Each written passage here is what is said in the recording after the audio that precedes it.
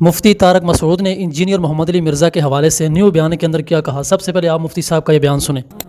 جن لوگوں نے جا کے FIR کٹائی انہوں نے کیا کہا کہ انجینئر نے نبی کے بارے میں یہ الفاظ کہے ہیں، تو انہوں نے بھی تو نقل کیے نا، تو پھر ان پہ بھی 295C لگاؤ۔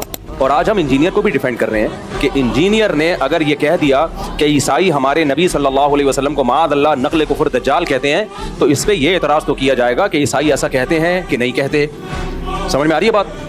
یہ اعتراض تو کیا جائے گا، تو آپ ریفرنس دیں وغیرہ وغیرہ۔ یہ اعتراض نہیں کیا جائے گا کہ انجینئر نے نبی کی توہین کی ہے، کیونکہ انجینئر علی مرزا نے خود معاذ اللہ نقل کفر نبی کو دجال نہیں کہا ہے، کسی اور کی طرف نسبت کی ہے کہ نبی کیا ہے، معاذ اللہ نقل کفر دجال ہے، معاذ اللہ۔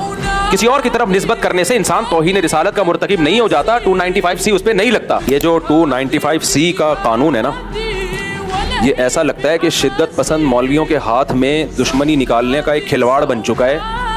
جب چاہو جس پہ چاہو توہین رسالت کا الزام لگاؤ، تو یہ بالکل نہیں بنتا اس موقع پہ 295C۔ اور جو مولوی اس پہ خوش ہو رہے ہیں نا کہ نہیں 295C پہ ہم اس کو لٹکوائیں گے، بھائی پھر آپ بھی جب کسی کا کلمہ کفر نقل کریں گے نا، جن لوگوں نے جا کے FIR کٹائی انہوں نے کیا کہا کہ انجینئر نے نبی کے بارے میں یہ الفاظ کہے ہیں، تو انہوں نے بھی تو نقل کیے نا، تو پھر ان پہ بھی 295C لگاؤ۔ تو ناظرین، آپ نے مفتی صاحب کا یہ نیو بیان سن لیا، تو کیا کہنا چاہیں گے انجینئر محمد علی مرزا کے حوالے سے؟ اگر ویڈیو اچھی لگے تو چینل کو سبسکرائب، ویڈیو کو لائک اور کمنٹس باکس کے اندر اپنی رائے کا اظہار ضرور کریں۔